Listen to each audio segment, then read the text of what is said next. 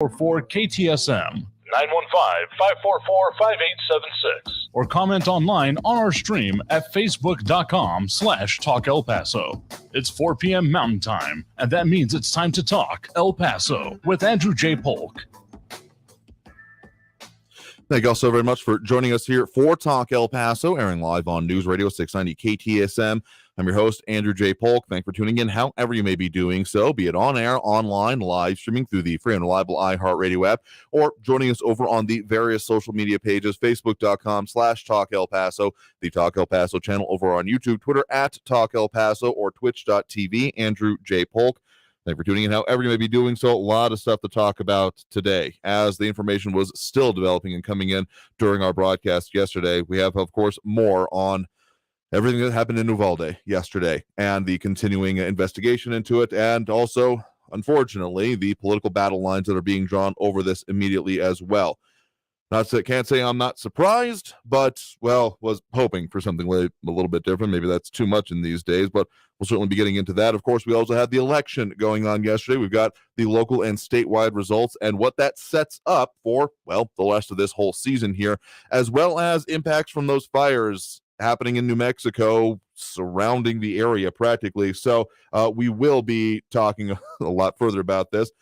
John Hurts with the radio-friendly version of a comment here. Do appreciate that, because, yeah, there are certain words that we aren't going to be saying, and that's, well, one of the reasons we won't be playing that clip, among other things. But, yeah, there's been a lot happening on this already here, even just more than what was coming in yesterday. So we're taking those calls a little bit later in the hour. We're also, of course, going to be joined by Estefania Seifert in a pre-recorded interview a little bit later to talk about some of her, of course, investigative reporting, some things that wouldn't have had expectation to be relevant to necessarily what is going on and what we're going to be talking about here today, but we'll delve into it regardless because, well, unfortunately, scams have already popped up as well. And so staying safe both for yourself and while making sure that what you want to be doing actually is happening. All of that very important if you're going to be generous with any of your charities. So we'll get into that and a whole lot more here on the program. Again, you can, of course, chime in over on the social media pages throughout the program, Facebook, YouTube, Twitter, and Twitch. And do have already chiming in over there, John Hurts, Flaco Jimenez, also dropping that like, which we do appreciate, just if only because it helps with those algorithmic things. So we do appreciate that here. And we do, of course, have up on the screen right now as well. I know that this might be affecting for some people. Everything we talked about yesterday and can continue to talk about today may be heavy for some people. So what I'm going to say is that if for any reason at all, you find yourself needing someone to talk to, needing some extra support here, we do have on top of the line here right now the Emergence Health Network Crisis Hotline, which is 915-779-1800. That's 915-779-1800.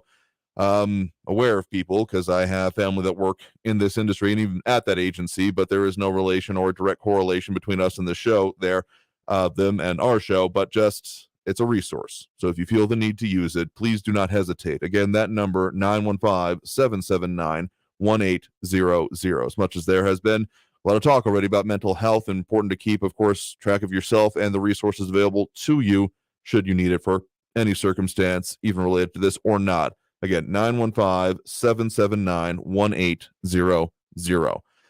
So let's delve right into it because, yeah, we got a lot of stuff to go through here today. Of course, we had Texas Governor Greg Abbott with a news conference, including a lot of Texas elected officials talking about what exactly is, well, essentially the timeline of what happened in Uvalde, Texas yesterday, noting that some of the reports that we did have yesterday did turn out to be accurate, specifically that, well, again, the timeline at the start of the show and then the news update at the top of the hour did go over it a bit here, but just from our news partners, Governor Greg Abbott says that the 18-year-old alleged shooter shot his grandmother in the face yesterday morning, then fled his grandmother's home, but his truck wrecked out by Robb Elementary there in Uvalde, and that Abbott further says the man got into a shootout with Consolidated Independent School District Police, was able to get in through a back door, went down a corridor, entered a classroom, and started shooting.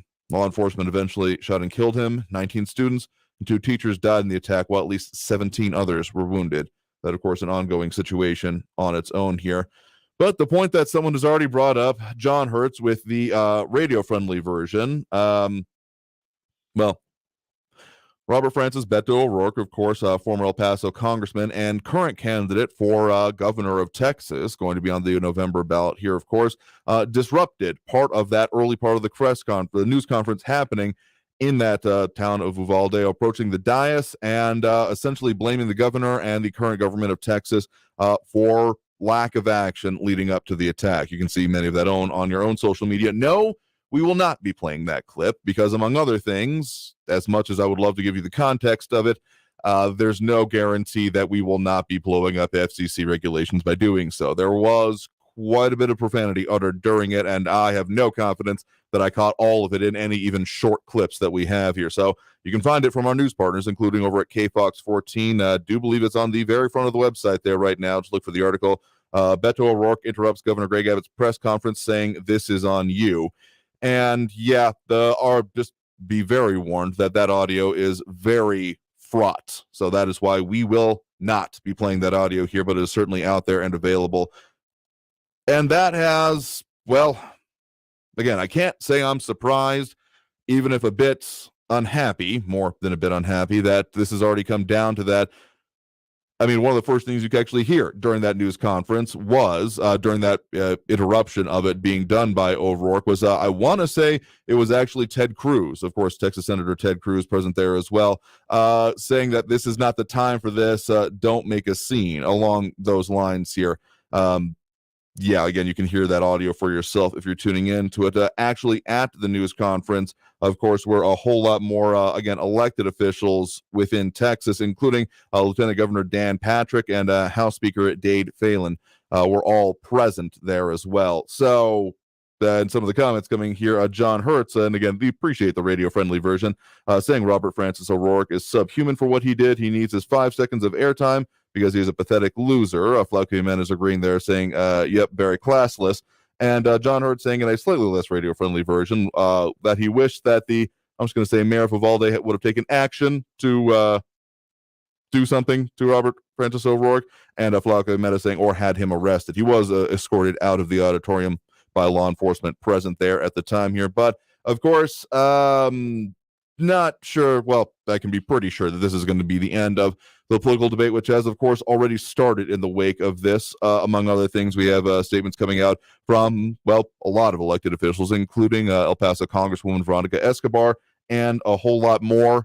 And we do have the president, Biden, expected to visit in the coming days is the expectation here. So a lot of commentary coming in over on our social media from a lot of people chiming in on that. We'll get to what we can here. But again, also coming up this hour, we're going to be talking with Estefania Seifert about her reporting going on that, again, talking about online scams and how also, unfortunately and unexpectedly, it applies to this situation as well. Let's just say that there are reputable sites. If you're finding yourself wanting to do charity or donations in regard to this, very specifically, look for the El Paso Community Foundation. We'll post up the link to the actual San Antonio Area Foundation that has created 2 funds to support Uvalde at this time.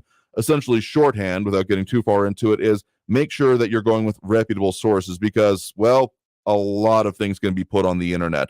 So just make sure that you're inadvertently not getting scammed. But get into that and a whole lot more. Going to be getting into this a lot further. Again, a lot of comments coming in. We'll get into that, but got to take that first break of the hour right now. Coming out of this break again, going to be talking with Estefania Seifert with our news partners over there at KFOX 14, and a whole lot of conversation there about her reporting and how it affects us here in the borderland. Plus, other topics, of course, going on today, those election results and those fires affecting us in different ways there. So stay tuned for more Talk El Paso here on News Radio 690 KTSM. I'm your host, Andrew J. Polk.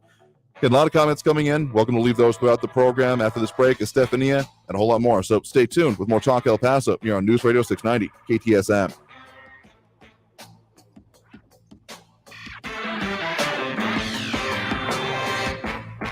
Traffic all day. News Radio 690.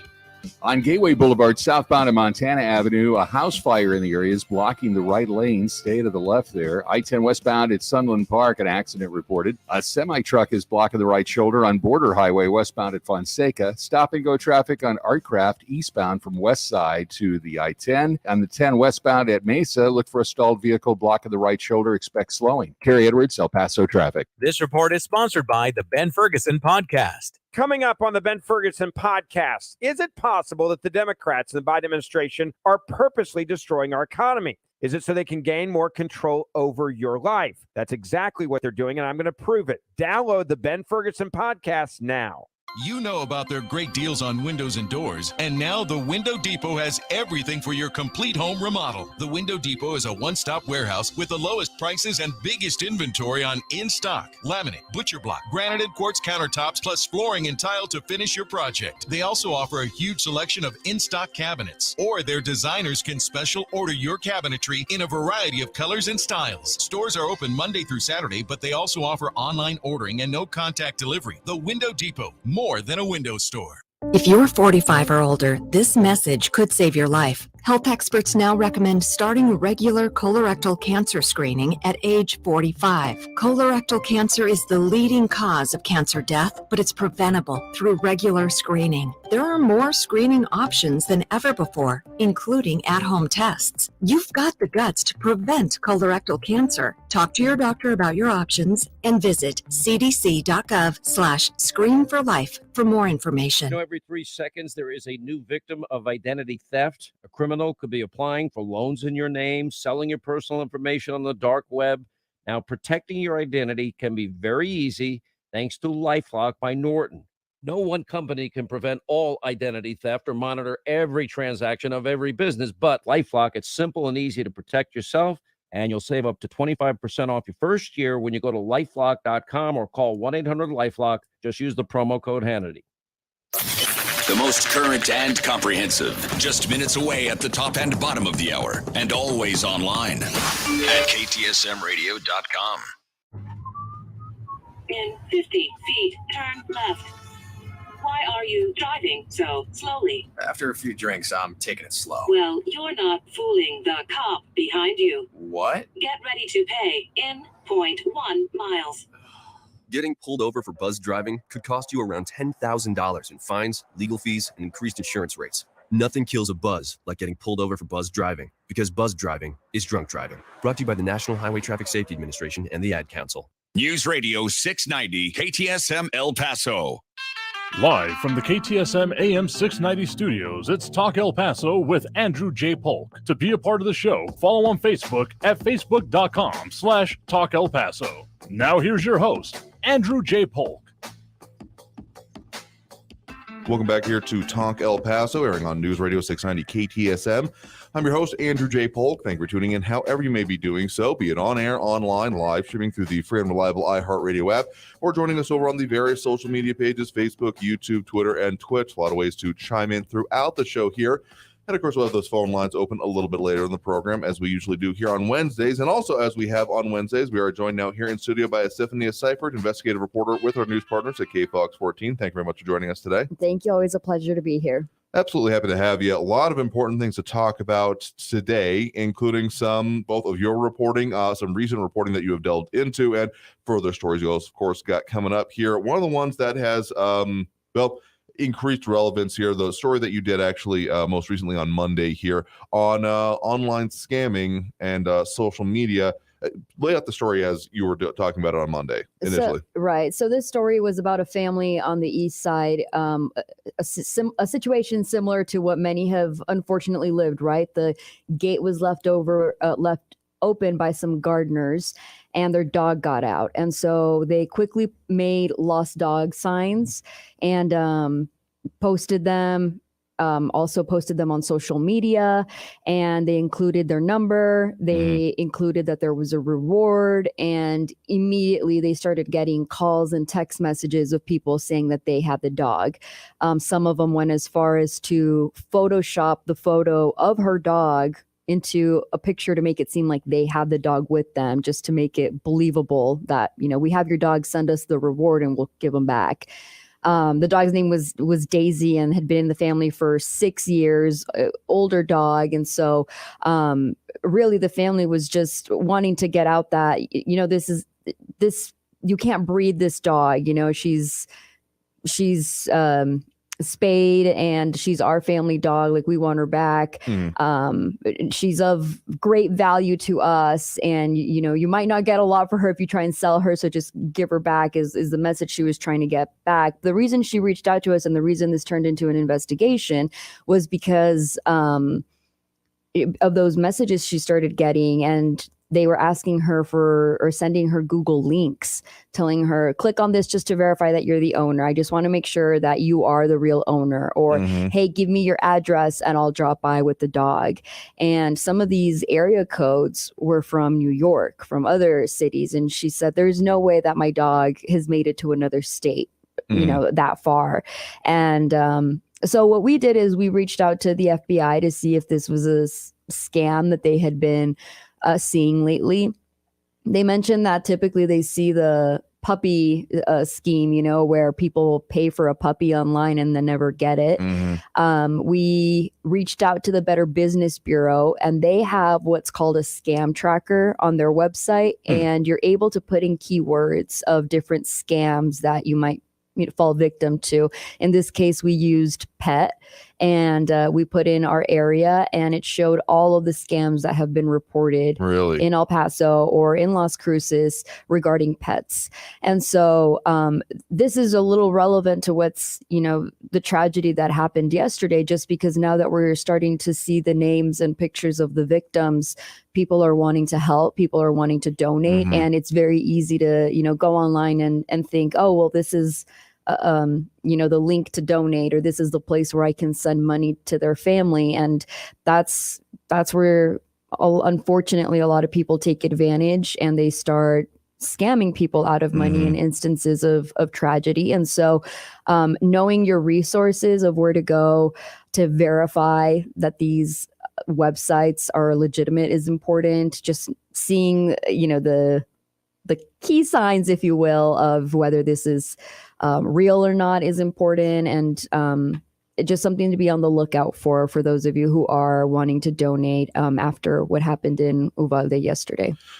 Yeah, like, of course, the unfortunate cross-application of that whole concept here, because anything online, unfortunately, as scummy and underhanded as it may seem, anytime there is money involved and the ability to do it without necessarily having to do anything for it, besides just putting something out on the internet, which anyone can do, this unfortunately does happen. So, and again, the case, if you're reporting on Monday, they put their information out there, and then we're getting these, again, scam messages saying, oh, we totally have your dog, just send us the money here. I mean, just red flags should be raised immediately, not a, hey, where can I meet you, where can I get you back your dog? Just no, give us the money and then we'll do it. I mean, even that just sounds, even if that was perfectly legitimate, that sounds a little bit more hostage than anything else here. So again, if you're feeling the hairs in the back of your neck start raising up and wondering, okay, what's going on here? Red flags, yeah, trust your instincts on these kind of things. But again, the unfortunate cross application of this whole concept here to the tragedy happening in Uvalde, as that still unfolds. I've seen, again, dozens of myself of GoFundMe's,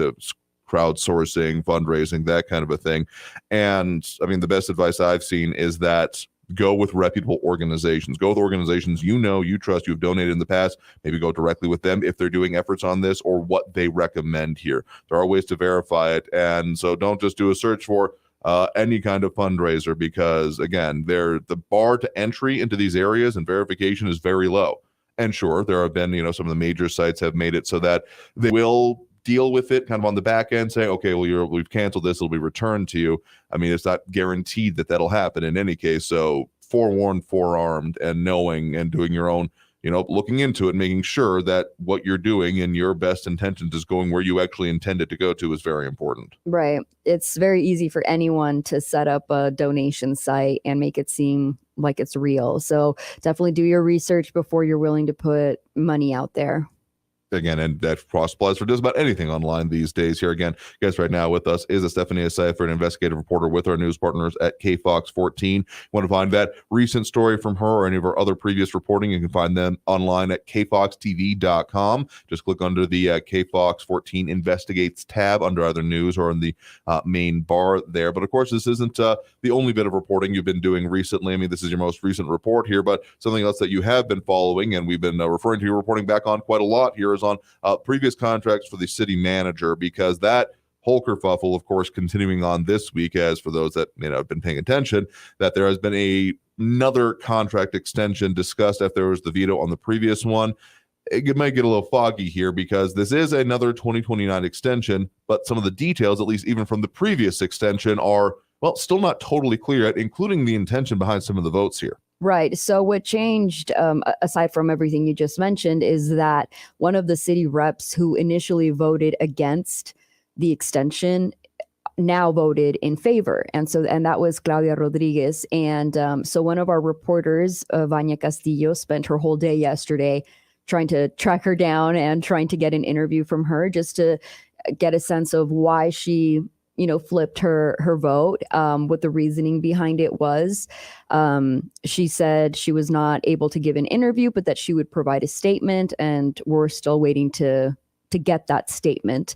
But that vote was the vote that was needed to make this all happen, basically. So that was a very important vote. They needed 6 votes, and she originally had voted no after the meeting yesterday. What was that, on last week? And now this week she voted yes.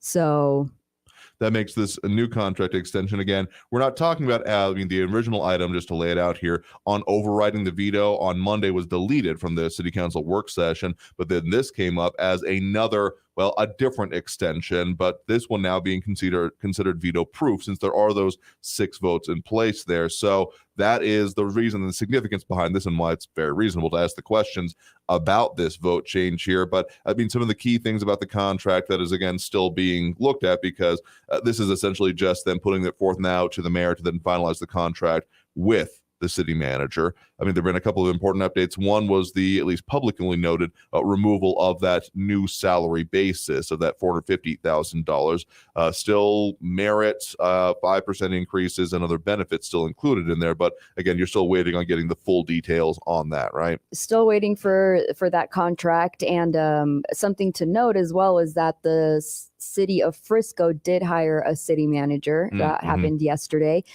They hired the city manager from Addison, and his salary is $285,000. So it's just something interesting that how quickly all of this developed. As soon as Tommy Gonzalez pulled his name from the list of finalists, a decision was made. They did say they wanted to make that all of this moving pretty quickly in the matter of days, really. Right. Yeah, days to a week or so here. So that's an interesting one to mention there. Yeah, getting that other city manager here, Pearson is his last name, new there. So again, just Wes Pearson from Addison.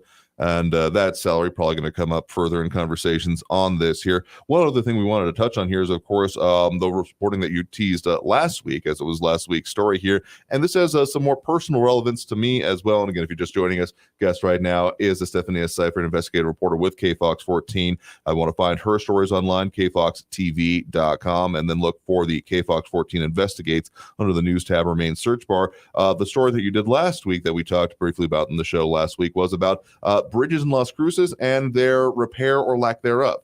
Right. So this story, I reached out to the New Mexico Department of Transportation. I asked for a list of bridges in Doña Ana County that were listed in poor condition. And so I got back a list of 9. Some of those were out in the county, in Doña Ana County, so they aren't in heavily used areas. But the one that is in a very heavily trafficked area is this particular one, which is the overpass on I-10 on Main and Valley in Las Cruces. And it's 2 bridges. It's actually, the overpass is made up of 2 bridges for traffic in both directions. And if you see in the video, which is posted on the website, you can see that there are some cracks. There's some markings, and that's the reason why it was given a poor condition rating, was because there are cracks, which the New Mexico Department of Transportation says that they've tried repairing. They're keeping an eye on it. Obviously, this is according to the inspection report, this particular overpass has been listed in poor condition since 2017. So typically, it's a federal law that bridges in the U.S. need to be inspected every 2 years. But because this bridge has been getting a poor condition every 2 years that it was, or the first year that it came up as poor, the decision was made that it now had to be inspected every year. So it gets inspected every year. They keep an eye on it. Ultimately, the plan is to get it either completely repaired or replaced. That's where money comes into play, because New Mexico is only given, a certain amount of money, or allocates a certain amount for bridge repairs. And it's about 14 million, I believe. And it's divided into 6 districts. Las Cruces falls into District 1. And there's priority, obviously, on other roads and bridges in the area. But what's interesting with this is that with the president's recent infrastructure plan, New Mexico will be getting money in addition to what it usually gets for that type of maintenance and repair, specifically for bridges. And there is a timeline to be able to use it. And so what New Mexico Department of Transportation is doing is they're making a priority list of the bridges that need to be repaired or replaced. They say that this one might be complete by 2024.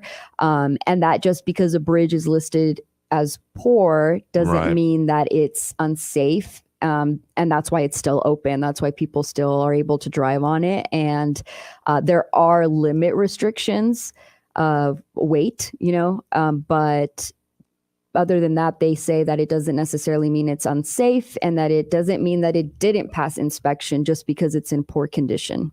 Again, yeah, that's a very important caveat to make, though people could also be, I think, forgiven for being further concerned about it. I mean, the picture that comes right up there on the story, if you got, again, go to kfoxtv.com, showing that large crack right in a very important, appearing to be structural area there. So again, I wouldn't necessarily fault people for thinking, okay, maybe this is seeming fairly serious. And the reason it hits a little bit close to home for me is I went over that overpass this past weekend, headed up to Las Cruces for some of the events they may have heard on our station going on there. So having gone right over that, because as we were talking about that, this is, if you're coming up from El Paso, it's the first major exit intersection you get once you do the I-10-25 split there. So as you continue on right before you hit that Whataburger, that would be off to the right if you're headed north from El Paso.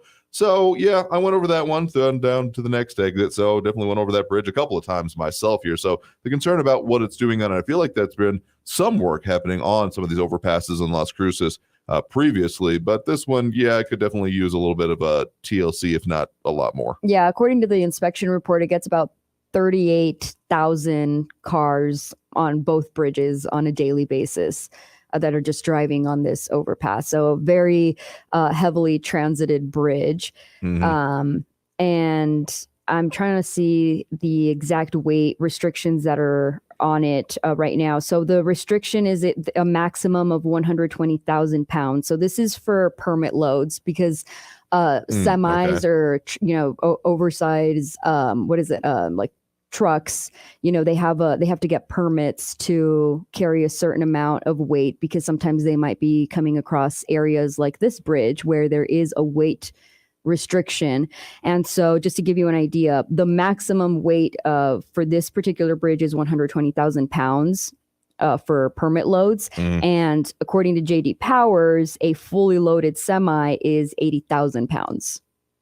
But again, those overages can happen sometimes, particularly in this area with some of those overweight cargo zones and such here. So they also mentioned that there have been some crack gauges to focus on it here. But again, I'll be very interested to see once that gets fixed here. Of course, this isn't the only reporting you got going on. You have another story coming out tonight, right? Yes. So tonight, we had mentioned a little bit about this a few weeks ago. The people call them ghost lots of Horizon or out in the county, which is basically that huge piece of land that has thousands of owners, but there's no development out there. It was sold by Horizon Land Corporation in the 60s and 70s to people across the U.S., people across the country, honestly, the world. There's, according to the county, they've found records that there are people who own pieces of this land who live in Switzerland. Wow. So as far as Switzerland, people have ownership of a piece of land here in El Paso. And so for that reason, the county is not able to really do anything with that land because it's considered private property. They're not able to really develop there, or a developer can't come in and develop. It's private property. So the reason some of these property owners aren't able to sell is because there's no connection to water. The infrastructure wasn't built for it. This is the area where, as you had mentioned a few weeks ago, if you Google this, it looks like there's streets. It looks like it's an actual neighborhood, but then you actually go out there and it's just dirt. There's nothing out there. And so there's finally legislation that passed that will allow the county to do something about this, because for decades they have had their hands tied. And so now that's what the update is tonight, is what is it that they're able to do and what that means for people who own land and maybe want to just sell it already, get rid of it, or keep it. They can keep it if they want, but there are plans for development in that area. And so that is what the story will be on tonight. Again, find that on tonight. KFOX 14 News at 9. Again, been joining us in studio here right now is Estefania Seifert, investigative reporter with KFOX 14 and our news partners there. Find out all the reporting she's got going on and the story tonight, of course, after it airs, posted online, kfoxtv.com, just under the KFOX 14 Investigates tab here. And as always, if people want to get a hold of you, they can do so with their own suggestions and ideas for future stories, right? Yes, they can. My email, eyseyffert@kfoxtv.com. And of course, you can message me through social media as well. Absolutely. So, Stephanie, thank you very much for taking the time to come and speak with us about this. What's going on with a lot of these situations here, and of course, your upcoming reporting here today. Thank you. Always a pleasure to be here. Absolutely glad to have you here. That's going to take us through our next break right now. Coming out of this break, we'll go ahead and open up those phone lines as we usually do after these interviews on Wednesday. So that number to call, 915-544-5876, 915-544-KTSM. Back after this break with more Talk El Paso here on News Radio 690 KTSM.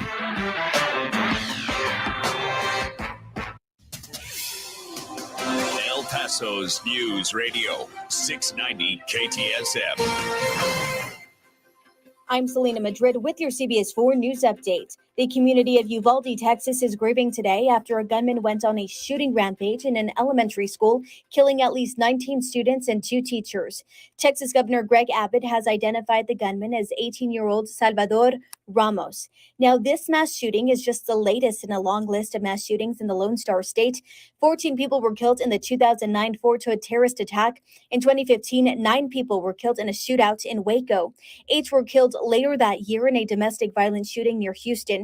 In 2016, 6 Dallas police officers were killed by a lone gunman. 9 people were gunned down at a house party in Plano in 2017. 27 were massacred in the Sutherland Springs church shooting just 3 months later. 10 were killed in the 2018 Santa Fe high school shooting. 23 were killed in a racist attack here in El Paso on August 3rd, 2019. And another 7 were gunned down in Midland and Odessa later that month. I'm Selena Madrid with your CBS 4 News Update. News Radio 690. Traffic all day.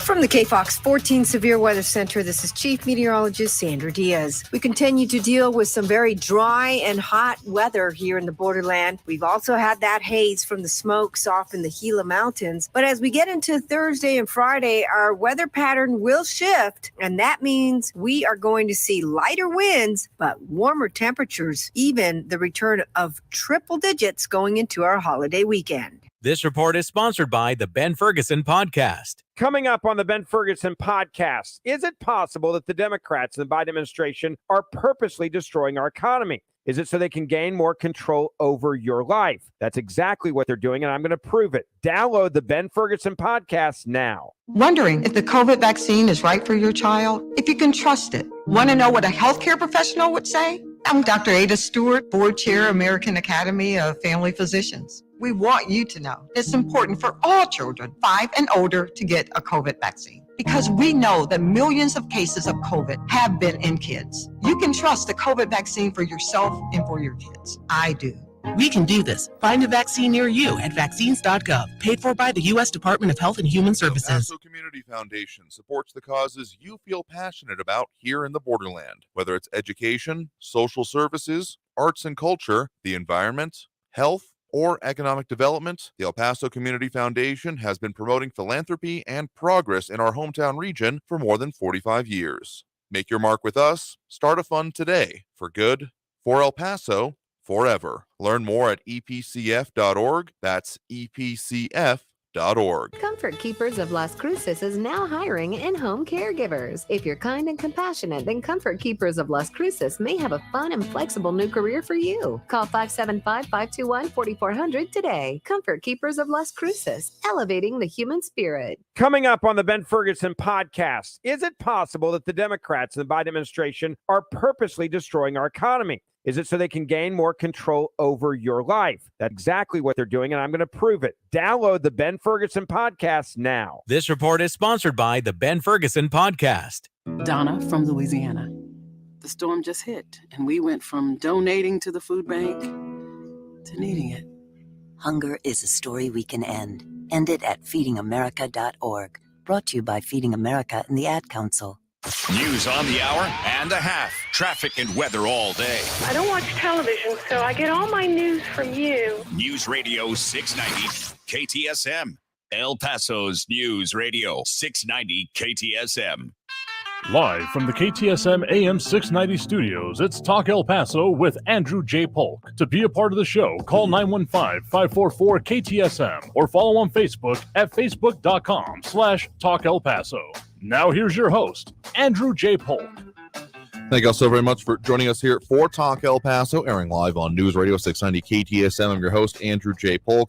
Thank you for tuning in, however you may be doing so, be it on air, online, live streaming through the free and reliable iHeartRadio app, or joining us over on the various social media sites we're up on these days, Facebook, YouTube, Twitter, and Twitch, either under Talk El Paso or Andrew J. Polk, or the names. You can find us on those platforms here. Again, at the top of the screen right now, the Emergency Health Network Crisis Hotline.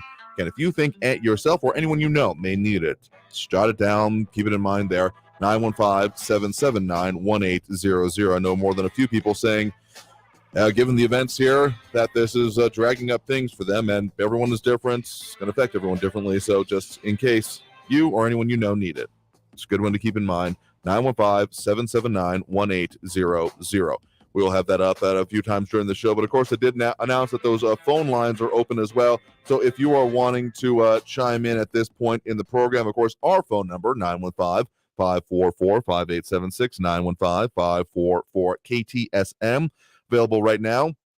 One other thing I want to make sure we get to today is that, of course, we had elections going on yesterday. I know it kind of fell off a little bit, but, well, and as someone was ever so kindly posting over on my social media as of this morning, I say that mildly tongue-in-cheek because I don't mind it, but it's not the thing I want to wake up to anyway, that no, we did not hit 5% voter turnout. We hit less than 5% voter turnout, like just close enough to be annoying, to be perfectly honest. Yeah, it was 4.93%. So out of the, let's just call it shorthand, 500,000 registered voters in El Paso County, we had 24,500 and change actually come out. Yeah. I mean, I can't say I was totally surprised. I was expecting about 5%. I was hoping we get a little bit over that, but hoping against hope is what I end up doing a lot of the times whenever we're talking about these issues in our area. So yeah, Abel, thanks for the morning note on it by that. Missed it by that much, he let me know. So yeah, that's a little bit frustrating here today, but just going over quickly some of the significant results from those races there.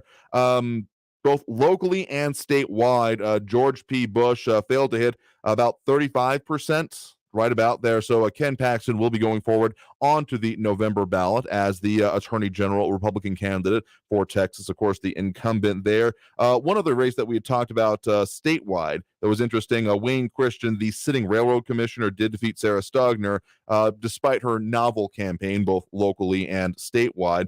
But then when it comes to county commissioners, those races, on the Republican ballot, Blanca Trout did defeat David Adams, about 55 and change to 44.5%, let's call it here. So a difference of, let's call it 300 votes. So not exactly the widest margin, but given the percentage in the race, there's about a 10% spread there. And then also when it came down to the county, so that was the Republican side there. On the Democrat side of things, when it came to that same precinct there, County Commissioner Precinct 4, we did see Carl Robinson, the incumbent, defeated by challenger Sergio Coronado with a 53.8% to Carl Robinson's 46.1%. So we are going to see the incumbent unseated, regardless of the outcome of this election, of course, because he's no longer going to be on the ballot come November. So the final contest for that seat will come down to Sergio Coronado versus Blanca Trout, of course, in November. Of course, we had our interviews with them, and you can go and still check those out over on our social media, primarily Facebook, facebook.com/Talk El Paso. The other local county commissioner race I do want to make sure to mention here would be County Commissioner Precinct 2. That is, of course, currently held by David Stout, and he did defeat challenger there, Judy Gutierrez. And that is the election in this case because there is no major party challenger, and as far as I'm aware, no significant write-in candidate or independent candidate effort there. So that is effectively the election there unless something else will happen. RJ wishing Carl an enjoyable retirement there, I think mildly tongue-in-cheek. But yep, that is what is going to be happening unless, of course, he decides to, at a later point, run further again. I mean, he's, of course, had multiple seats in El Paso recently, so it's not out of the question, but, well, we'll have to see what he says. So those are some of the major election results. And again, just on those then statewide ones, statewide didn't do much better. So I'm not sure that's exactly consolation, but I guess schadenfreude, let's call it that. Makes you feel better by comparison. Sure, we hit about 4, not quite 5%. Again, missed it by this much. Statewide, it was about 8.14%. So, okay, we weren't quite half of the statewide voter turnout percentage, but we were close enough. And so, yeah, a little bit anemic, as some of our national news partners were, or statewide, I guess I should say, news partners were referring to there. So another interesting note that is, of course, coming out of this, that the Bush dynasty in Texas, and when it comes to the Bush family, and given that George P. Bush failed in this bid, and that previously in 2020, his cousin Pierce Bush failed to make a runoff for the GOP primary in Congressional District 22 in the Houston area. And just summarizing here, the outcome of both races could spell the end of the Bush political dynasty in Texas.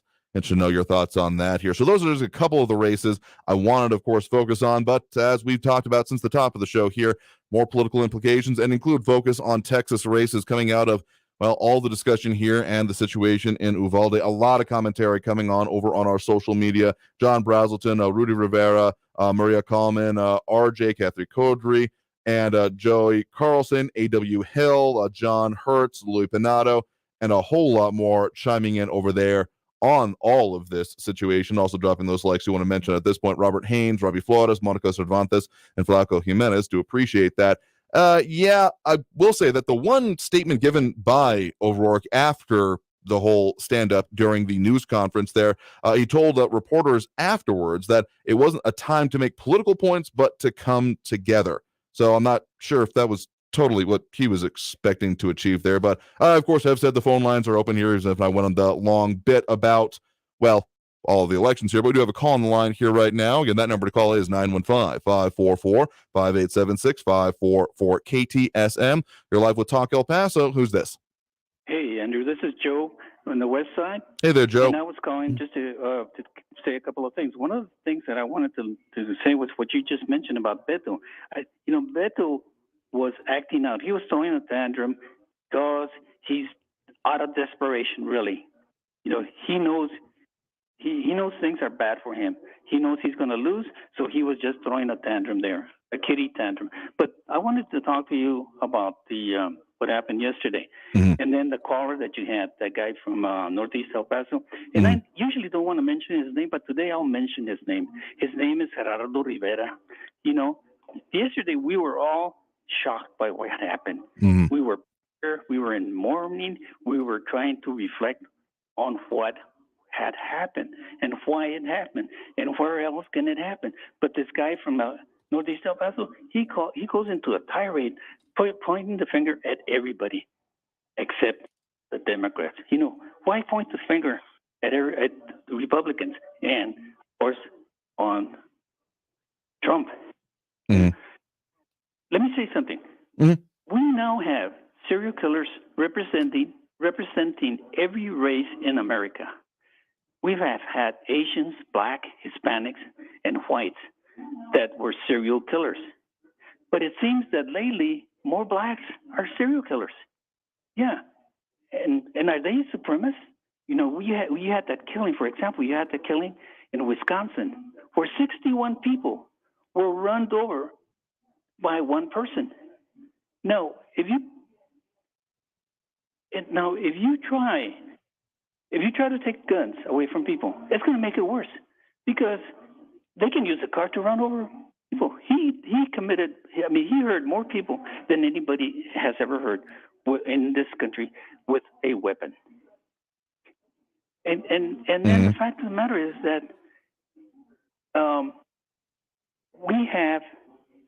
we are spending billions of dollars on saving migrants, on the migrants and their children. But we're not spending any money on our children. I visited the county courthouse this week. They had 4 or 5 guards per door. Mm-hmm. And then they had the sensors and all that. Mm-hmm. Why can't we do the same for our schools? And something like that is a tragedy by everybody, not just the kids, but everybody that didn't pay attention to what they needed to do to protect our kids. So what I'm saying is, whether you're a Republican or a Democrat, there are serial killers all over the place, and they are not necessarily white supremacists. I don't even know what a white supremacist is, and I've lived in this country for almost 70 years, and I'd never met a white supremacist. I'd never seen a white supremacist. Maybe I have, and I didn't recognize them, but I have seen a lot of other people that to me look dangerous.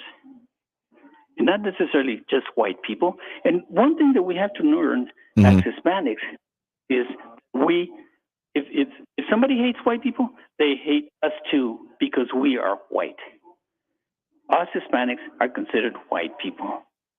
So we have to be careful. And I'd say protect the Second Amendment rights because of mass killings in particular. I was in a restaurant this weekend in the east side of town, way out in the east side of town, and what happened was there was a lot of those customers were packing guns, and I felt so safe, As a matter of fact, when I go to a restaurant, I feel that I need to protect myself, and I look, I have the pattern of sitting where I can see what's going on. So I try to protect myself from being a target. When I see somebody packing, I feel safe because I know that guy's going to protect me. Well, the other thing I wanted to say was that we need to think about what's happening. We need to protect ourselves. And there was no reason for these guys to call and blame somebody else when the bodies of these children were still laying in their blood. They couldn't find some of them because they hit so well, but they were not alive anymore. So I cannot see anybody is that hateful that he would make a political statement out of this. I'm going to tend to agree with you on that last part here. I mean, the fact that this has immediately gone to that, again, I'm not particularly surprised, even if I'm not really happy about it either. I find myself feeling those emotions simultaneously because I think we all fully expected it would come to this at some point, the speed with which it has here. And I know that there's been some saying that, this is reprehensible, particularly the outburst during the news conference that happened earlier today. Some are calling it heroic, what needs to be said, speaking truth to power. There's a lot of narratives going on this whole situation.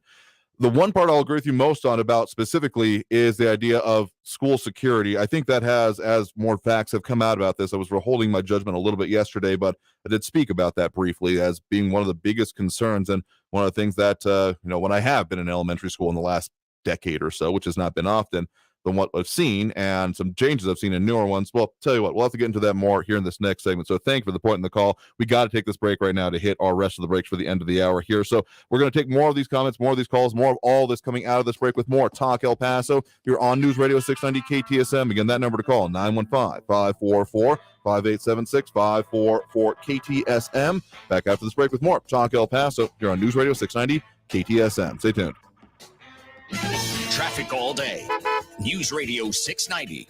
An accident on Montana Avenue westbound. A collision there is blocking the 2 left lanes. Stay right at Hawkins Boulevard. I-10 eastbound at Reynolds, an earlier accident still blocking the left lane, causing a backup to Copia. I-10 westbound approaching Sunland Park, an earlier accident is blocking the left shoulder, multiple vehicles off to the left. I-10 eastbound at Copia, a stalled vehicle blocking the left shoulder. Kerry Edwards, El Paso traffic. This report is sponsored by the Ben Ferguson Podcast. Coming up on the Ben Ferguson Podcast, is it possible that the Democrats and the Biden administration are purposely destroying our economy? Is it so they can gain more control over your life? That's exactly what they're doing, and I'm going to prove it. Download the Ben Ferguson Podcast now. Hey, El Paso, Ivan Ochoa here, General Manager of Sunland Park Chrysler Dodge Jeep Ram. Once again, we were El Paso's #1 dealer in Chrysler, Dodge, Jeep, Ram sales in April. Thank you, El Paso and surrounding areas. The Memorial Day sales event starts now at Sunland Park Chrysler, Dodge, Jeep, Ram, Fiat. And there's never been a better time to get more for your old car, truck, or SUV. Even if you owe thousands more than it's worth, we want it so you can save big on every new and certified pre-owned vehicle in our huge inventory.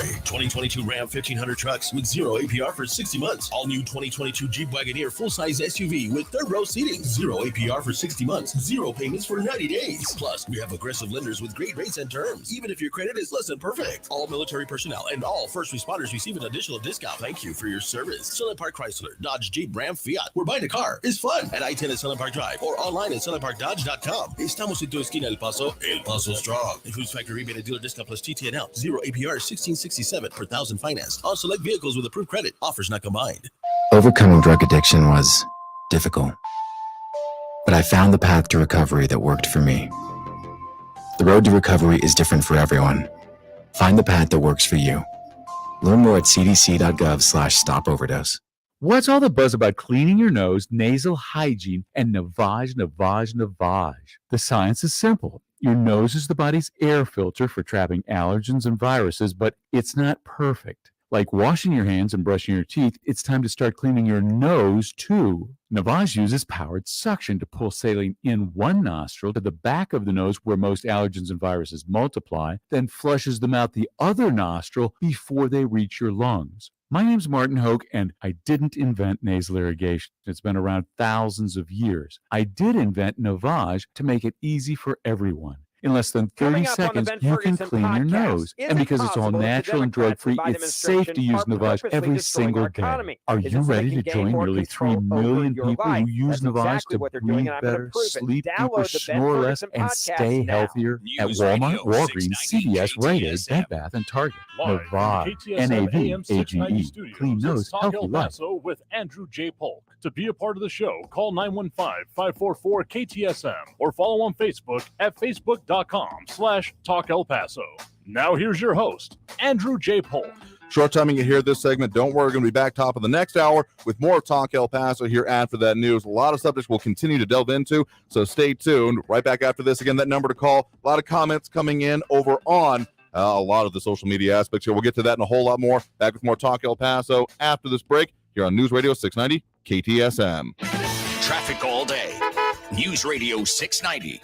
An accident on Montana Avenue, westbound. A collision there is blocking the two left lanes. Stay right at Hawkins Boulevard. I-10 eastbound at Reynolds, an earlier accident still blocking the left lane, causing a backup to Copia. I-10 westbound approaching Sunland Park, an earlier accident is blocking the left shoulder, multiple vehicles off to the left. I-10 eastbound at Copia, a stalled vehicle blocking the left shoulder. Kerry Edwards, El Paso traffic. This is Matt Crowder live at the gas station on 41st Street, reporting on those skyrocketing gas prices. Excuse me, miss, are you buying less gas now because of the high prices? Oh, I never pay full price for gas anymore. I just use the free Upside app that pays you cash back for every gallon of gas you buy. Wait a minute, are you saying you actually get paid cash when you buy gas with the Upside app? Yes, I get real cash back every time I buy gas. Well, does that actually add up to anything? I've made around $200. Wow. Well, there you have it. Stop paying full price for gas. Download the free Upside app and get real cash back every time you buy gas. This is Matt Crowder Radio News Network. Download the free Upside app now to earn real cash back every time you buy gas. Use promo code OIL for a $5 bonus on your first tank. You can cash out anytime right to your bank, to PayPal, or an e-gift card for Amazon and other brands. Just download the free Upside app and use promo code OIL for a $5 bonus on your first tank. That's code OIL. News on the hour and a half.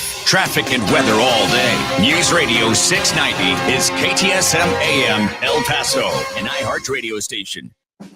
NBC News Radio, I'm Brian Shook. President Biden says he and the First Lady will travel to Uvalde, Texas in the coming days after a deadly mass shooting at an elementary school. Biden said it's time for mass shootings to end. When in God's name will we do what needs to be done to, if not completely stop, fundamentally change the amount of the carnage that goes on in this country? I'm just sick and tired. Speaking at the White House, the president said the soul of the nation needs to heal. Texas Governor Greg Abbott is expressing skepticism about adding any new gun control laws. He told reporters the laws wouldn't be a real solution before citing shootings in Chicago, Los Angeles, and New York City. The Republican believes there are answers to ending violence, but not through new legislation. There are no plans to cancel this weekend's National Rifle Association convention in Southeast Texas. Houston Mayor Sylvester Turner says the city would be opening itself up to legal issues if they bar the NRA and supporters from gathering inside the George R. Brown Convention Center. Turner did question how wise it was for politicians to ask for prayers and then go champion guns days later. Interest rates look like they're going to keep rising. Lisa Taylor has more. That's the outlook from the Federal Reserve as it released the minutes from this month's meeting. It said an increase of 50 basis points would likely be appropriate at the next couple of meetings. The target range for the federal funds rate was raised by that much a few weeks ago. The rate is now 0.75 to 1%. I'm Lisa Taylor. The primary race for the Republican nomination for Pennsylvania's open U.S. Senate seat is officially heading for a recount. The state's top election official said today that the margin between former hedge fund CEO David McCormick and Dr. Mehmet Oz is tight enough to trigger a statewide recount. You're listening to the latest from NBC News Radio. UCLA has agreed to pay $374 million to settle additional sexual misconduct lawsuits filed by patients of former campus gynecologist James Heaps. Daniel Martindale has more. The latest settlement involves more than 300 former patients who sued the University of California system after allegedly being abused by Heaps. UCLA has now paid nearly $700 million to settle legal claims filed by several thousand alleged victims of Heaps. The gynecologist was affiliated with UCLA for nearly 35 years. Between rising home prices and soaring inflation, many adults are moving back in with their parents. According to a study by financial services company Thrivent, 40% of parents reported they have an adult child living with them. 25% said an adult child lived with them temporarily but has since moved out. Atlanta is the place to be this weekend if pop culture is your thing. MomoCon is like the Disneyland of Atlanta. MomoCon is happening at the Georgia World Congress Center and is the place to be for anything pop culture and is geared for people of all ages. Renee Cooper has attended MomoCon since it began years ago on the campus of Georgia Tech. I went and I had a great time. I met a lot of people who were interested in the same things I was. I got to see and learn more about costuming. I got to see the excitement of other people playing video games. The convention likely won't break the bank. 4-day collectible passes run between $70 and $85. One-day passes are available and kids under 9 years old are free. MomoCon starts Thursday and runs through Sunday. I'm Scott Kimbler. Today marks a milestone anniversary in a galaxy far, far away. Star Wars landed in theaters on this day in 1977. Thousands of fans will descend on Anaheim, California this weekend as the Star Wars Celebration Convention kicks off Thursday. Brian Shook, NBC News Radio. Now, your chance to win $1,000. Just enter this nationwide keyword on our website. Bank. That's bank. Enter it now. This report is sponsored by the Our American Stories podcast. We'll bring you the story of how Pez, yes, the candy dispenser, made its way across the Atlantic Ocean from Austria, became a staple of American culture, and changed merchandising practices here as well. Be sure to listen to this week's edition of Our American Stories on the iHeartRadio app, on Apple Podcasts, or wherever you get your podcasts. Are you wondering if the COVID vaccine is right for your child? If you can trust it. My name is Dr. Moira Salaji. I'm the president of the American Academy of Pediatrics. And we want you to know it's important for all children 5 and over to get a COVID vaccine, because we know millions of cases of COVID have been in kids. You can trust the COVID vaccine for yourself and for your kids. I do. We can do this. Find a vaccine near you at vaccines.gov. Paid for by the U.S. Department of Health and Human Services. iHeartRadio salutes the graduating class of 2022. Get your cap, your gown, because it's going down. A specially curated playlist featuring the biggest hits of this year you'll always be linked to. And it's not just about the class of 22. Download the free iHeartRadio app for the biggest hits from the year you graduated. 72, we got you. 95, you too. Plus, enjoy podcasts that'll help you map out your best life, whether you're just entering the real world or have been here for a while. The free iHeartRadio app. Discover music, radio, and podcasts you'll love. Because you never hear this. Hey, hon, I'm late. Chris, I am so pleased you missed the beginning of our meeting. Thanks for making me wait, Dad. I talked to a lot of strangers. Check on your commute. Stay informed. Traffic and weather all day. Or you might never hear the end of it. Well, you were late to our anniversary dinner that one time. Yes, how could I forget? El Paso's News Radio 690 KTSM. News Radio 690 KTSM El Paso. Live from the KTSM AM 690 studios, it's Talk El Paso with Andrew J. Polk. To be a part of the show, call 915-544-KTSM or follow on Facebook at facebook.com/Talk El Paso. Now here's your host, Andrew J. Polk. Thank you all so very much for joining us here for Talk El Paso, airing live on News Radio 690 KTSM, getting into the second hour of the program here. We got phone lines full up at the moment, but if you want to try to call in yourself here again, that number to do so for any point till the end of the show here, 915-544-5876, 915-544-KTSM. And just because, well, it makes a lot of sense to mention right now, do of course want to put back out that other phone number to make sure you keep in mind here for you or anyone else maybe having difficulty at this point in time here. Can hit close to home for some. The Emergence Health Network Crisis Hotline, 915-779-1800. That's 915-779-1800. So mark that down. Share it if you need to. Find it also online at Emergence Health Network. No affiliation there. I do have some people that I know and am related to that work there, but otherwise consider it a good thing to know for the community here. So a lot of commentary coming in on all these situations here. Calvin Williams saying that if, and I know it won't happen, Beto gets elected, will he allow the same kind of outburst when he has a press conference? If it's your press conference, I guess it's not considered necessarily an outburst, but also it's kind of already done that previously when there have been that. So I wouldn't be surprised if something similar were to happen in this situation you're mentioning there. John Browsland saying that Beto is fast becoming the Democratic version of Harold Stassen, who ran for president as a Republican for 30 or more years. Perennial candidates have, of course, been a thing here. RJ saying Copia announcing street pronunciation class, $25 for traffic reporters. If they haven't had a lot of inundation in what is actually going on in our area, that can sometimes happen. Understand, absolutely. A lot more comments coming in here as well. RJ on the election saying these bushes, fires, but no miracles. That's a decent one there. Louis Pinato talking about what is going on with, among other things, the city manager saying recruited by the Hunt Foster Group, no doubt to steer projects their way. Again, that is an ongoing conversation as well. A lot of stuff we're going to be continuing to talk about here with a lot of people chiming in. Jay Visconti, John Browselton, Calvin Williams, RJ, Louis Pinato, Kathy Codry, Rudy Rivera, who made the initial comment, who does Tommy have dirt on? We're getting fleeced. Maria Coleman and a whole lot more chiming in here, also dropping those likes, which we do appreciate. Robert Haynes, Robbie Flores, Monica Cervantes, and Flaco Jimenez. But again, comments on the line as well as all of what we got going on to have the calls, 915-544-5876, 544-KTSM. We'll get back to those right now. We do have Andrew on the west side here with us right now. Andrew, thanks for joining us. Yes, thank you very much. To the people of Uvalde County, we stand by you during this tragedy and as always. Absolutely, yeah. We have posted up a link in the comments over there, the link to the San Antonio Area Fund, the San Antonio Area Foundation, for anyone wanting to do charitable donations and contributions to two funds they have set up, Uvalde Strong Survivors Fund and the Uvalde Strong Fund. Again, reputable sources are important to find because a random GoFundMe's can happen. Unfortunately, anytime there is money, people will try, they smell it, they're going to come after it. So just make sure you do, investigate who you're going to be donating with if you're choosing to do so. Very true. Very true. 42 years ago, when I was 18 years old, as I recall, we did not see this type of carnage. I don't know what's changed, I can only speculate. Well, I have my professional opinions, but I think the laws do need to be changed in this aspect.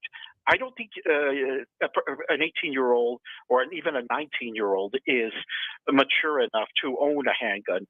Therefore, I would have no problem with a person needing to be 21 to own any type of firearm. Interesting point there. I want to say that at least in Texas and probably a few other states, there are similar-ish laws in the books that purchasing, yes, is restricted, particularly of pistol calibers. I know randomly, specifically, it's come up with some enterprising individuals had set up bullet dispensing vending machines at gun ranges, but without age verification, they ran into issues, which is why they didn't stick around. Why I know that is a situation for sure. But possession is not strictly speaking illegal if someone were to provided by a guardian kind of situation. So they do vary a bit here. And I'm sure that this and many other things will be being looked at on the legal front. I know that, as I think was noted in the top of the hour news there, Governor Greg Abbott has mentioned that he is skeptical on any renewed push for laws, essentially. Understood. Yeah, and I know people are going to say, well, we let 18-year-olds into the military. Yeah, well, they're in a structured environment. Yeah, and they need to get their butt kicked. And the military hopefully can weed out these people, with their mental assessments. Also, do you know, and I don't know if your listeners know about this, I studied it some time ago, the Texas School Marshal Program. You know, I've heard of it, but I never actually looked into it there. I don't know if it's really, I know there have been a lot of posts going around talking about essentially parents taking it upon themselves. I am going to fully not recommend randomly showing up to any institution in any armed fashion, but if there is a formalization of it, that might be something to look into. Well, it's codified under the Texas Educational Code, precisely 37.6813. Okay. Don't mean to sound like a law and order prosecutor, but anyway, faculty can train to be part of it. You have to be licensed through the Commission on Law Enforcement, and basically, certain faculty are armed, and it was set up exactly to prevent this. But do you know, in all actuality, how many school marshals we have in Texas? That I would have no idea about. 206 for schools numbering 8,731. That is 2.3%, and that's to me. These school officials need to look into that more. They're the ones that it is up to implement this program. Interesting. Yeah, I know that there's been more focus on that. So, I mean, with a renewed interest in that, I'm sure if more people are aware of this, and yeah, Texas Commission on Law Enforcement does have abilities and knowledge about this, what it actually takes to do it there. So, I might post up a link here if we find something more. Another aspect I'm going to be very interested in seeing, as has been pointed out, as further details have come about this situation, is just school security in general. The fact that someone can waltz into a school is of great concern to me. Yes, and therefore, the school marshal program may not eliminate, but it'll probably deter it. If you have trained personnel, not just anybody can go through it. You have to have your psychological testing. You have to have certain hours as prescribed by TCOL, the Texas Commission on Law Enforcement. And last but not least, leave it to Beto O'Rourke to commit a Class B misdemeanor by disrupting a meeting or procession to get his point across. We'll be curious to see if anything actually prosecutable happens that way, because I don't know if this technically counts as a meeting. It was a news conference. Votes weren't happening technically. That's just my off-the-cuff response here. But yeah, there's quite a lot of response happening to that. And I'm sure if someone wants to, of any of those many officials that were gathered there, and it is possible that could potentially be pursued. Yes, well, Texas Penal Code 42.05 governs that code of conduct. But anyway, Andrew, I turn the mic over to you. Have a good afternoon. You as well. Appreciate the point in the call. You have a good one out there. Likewise. All right. Well, let's squeeze in a couple more calls here. Some people patiently on the line here. We do have a Victor on the east side here with us right now. Victor, thanks for joining us. Oh, thank you, Andrew. Thank you very much. I just want to say that thank you for taking my call. Absolutely there. What's on your mind? Okay, one thing that a lot of people don't see and are not talking about is censorship on the internet. A lot of these kids have access to watch anytime. It doesn't even have to be a cell phone, a laptop from school, a computer, or any device, tablet, and they can see anything. A coworker of mine just last week showed me the video of the shooter in Buffalo. So all this censorship on radio, censorship on TV, on regular TV, but there's no censorship on the internet. And I think that's one of the main causes that all our children are watching all these things that they can't handle yet.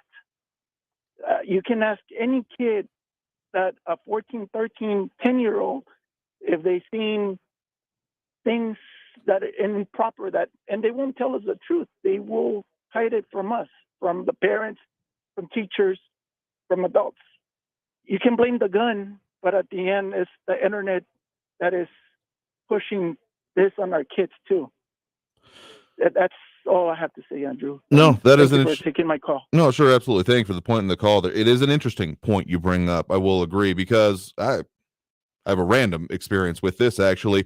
So I recall growing up that, censorship or accessibility, being monitored and what you're doing was a pretty big focus, so you know what your kids are doing online. And I do feel like that has kind of fallen by the wayside because of the floodgates that have been opened of content, the many ways that it can be accessed here. And I'm not saying that access in general, even if I frankly even have my own concerns about social media on its very basis, on the impact it is having on mental health of youth, slightly separate than what you're talking about here, I'll fully admit. But it feels like just the floodgates are open, that there's so much out there that it's almost impossible to regulate it. As much as I do espouse, passing on your family values, talking to your children about what is important to you, what you value as people, your sense of being, all that kind of stuff here, it is almost impossible given the access. I mean, as soon as devices enter the life, we've even had previous news stories out there on YouTube, how YouTube Kids and other such platforms have been almost infiltrated by just disturbing things, almost meant to disturb kids, almost being targeted at them. So there is something to what you are saying there. I will fully agree. And specifically, it is probably in an archive somewhere. If it's online, I would be very surprised. I was actually interviewed as, I want to say, an elementary schooler for, I want to say it was KFOX TV, because I had been a part of some online program, like a computer school, and they did a story on it. And I happened to mention that, computers are interesting, but some weird stuff can happen sometimes, particularly on the internet. And they kind of were like, oh.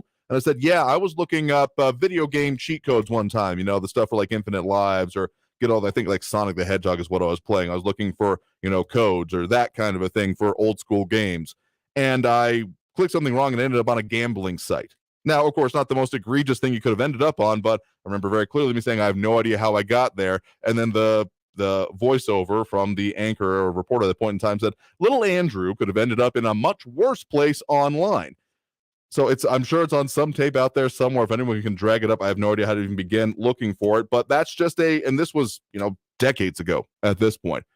So it's definitely possible, probable, and increasingly likely. That was my own specific example here, not to make it about me, but that was just my personal experience with it. And I know that it's gotten worse since here. So, we talk about censorship in its own way, about generally being opposed to it. When it comes to controlling what your children see, it almost feels like that ghost has been given up. I will kind of agree with you on that here. All right, we gotta we'll squeeze in one more quick. Also, thank you for the point in the call. We'll squeeze in one more quick call before we hit that next break. We have Marco over in Central right now. Marco, thanks for joining us.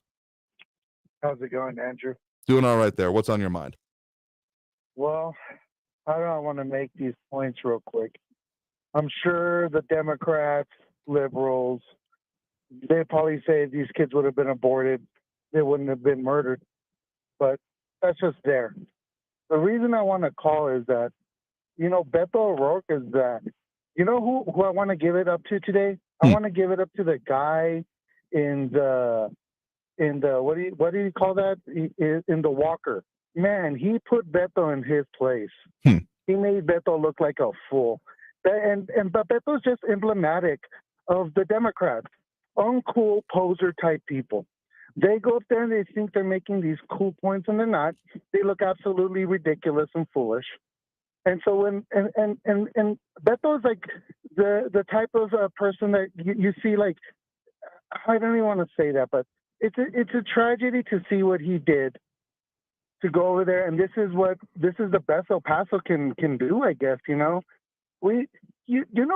I'd like the Democrats, if they're serious about gun control, why? Because the Democrats they don't understand the Constitution, so they try to do an end around it. So if they were serious, why don't they say we should have a convention of states and ratify the Constitution and ban guns? You know why they won't do it? Because they know it will never happen. Because the American people will never go for it. Tell that to people that live in Mexico. They have some of the most oppressive gun restrictions, and the narcos do whatever they want. People should realize this. No matter what Joe Biden, Beto, all these people coming out for gun control, it's not gun control for the bad guys. It's gun control for you. Because you, the plebes, shouldn't have weapons. Only us, the powerful, the elites, the criminal. Because that's who Democrats protect, criminals. Remember this. Our cities burned, people died, and that wasn't Republicans doing the insurrection.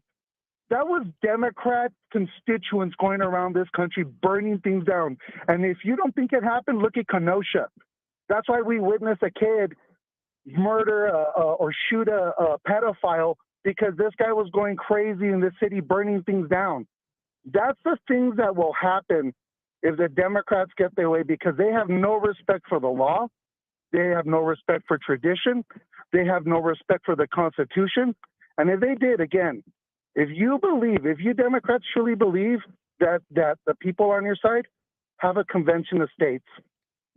Put it to the people. And you will lose, and there's other issues that we could put on there and finally get them done. But honestly, the Democrats are the problem in this country.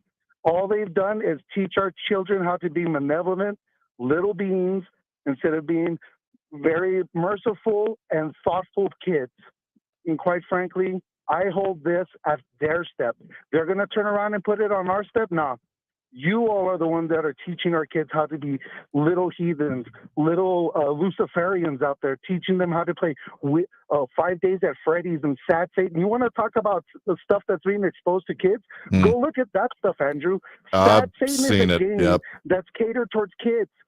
The programmer is a Luciferian. 5 Days at Freddy's was created by a pack of Luciferians. Not kidding. I'm not putting in the tinfoil hat. And by the way, the guy who had the tinfoil hat, Alex Jones, he seems to be more right every day. So I don't want to hear it. The Democrats can go to hell. You're entitled to your opinion on there, and I'm going to respectfully disagree with you on Alex Jones here. I think you're referring to Five Nights at Freddy's specifically, and other disturbing things, kind of what we're talking about on YouTube. Huggy Wuggy is another one that sounds cute, but is disturbing to say the least, and particularly for a child to be exposed to. I would find that was bad things there. So thank you for the point in the call. Do appreciate it. We got to take that next break right now. Coming out of the break, we'll get to more calls, more comments, more everything we can on the line here. So stay tuned for more Talk El Paso here on News Radio 690 KTSM. I am your host, Andrew J. Polk. Again, that number to call, 915-544-5876, 915-544-KTSM. Back after this break with more Talk El Paso here on News Radio 690 KTSM. Stay tuned. We talk a lot of serious issues on this program from time to time, but it's important to make sure, you're taking care of yourself, among other things, and one of the better things you can do to pass along those values is family dinner. And let me tell you about a way to make it maybe a little bit better is by making sure you're using some of the products from our friends over there at Enhanced Flavors. They have stuff that can really spice up your life and take your cooking to the next level because, sure, having that family time is important, but you also want to make sure it's enjoyable as well. You can find them online at enhancedflavors.com. That's enhancedflavors.com. And also out in the community, they'll be out there at the New Mexico Wine Fest this weekend, and also again online, flavors.com. Traffic all day. News Radio 690 On Montana Avenue westbound at Hawkins, the left lane is blocked from an earlier accident. That accident I-10 eastbound at Reynolds is finally cleared. All lanes back open. 54 Patriot northbound at Hondo Pass, a stalled vehicle blocking the left shoulder. Fairbanks westbound at Rushing, police on the scene of a crash there. And 2 crashes on Montwood, eastbound at Saul Kleinfeld and eastbound at Windrock Drive. Carrie Edwards, El Paso traffic. It's a grand in your hand. $1,000. No NFTs or ESGs. It's $1,000 straight to you. That is awesome. Listen every hour from 9 through 5 weekdays for your chance to win. A grand in your hand is brought to you by Approved Auto. Ride out in your new ride in less than an hour. Get payments as low as $159 a month. Worried about your credit? Don't sweat it. If you got your license and you got a job, they smell a deal. The deals are sweeter at Approved Auto, 8498 Alameda. This report is sponsored by Allstate. Are you a safe driver? Are you looking to save money? With DriveWise from Allstate, the safer you drive, the more you can save. At Allstate, better protection costs a whole lot less. Visit allstate.com or call an agent for a quote today.